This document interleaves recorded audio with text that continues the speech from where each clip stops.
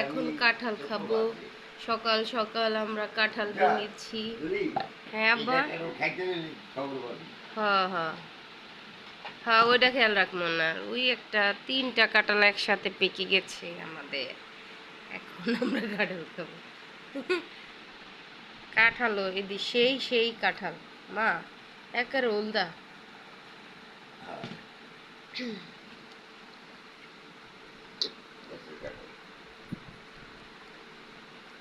মিষ্টি মোটামুটি মিষ্টি।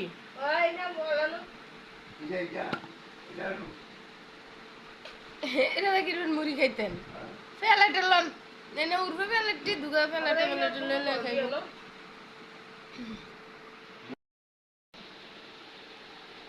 বড় বড় দূর থেকে দেখে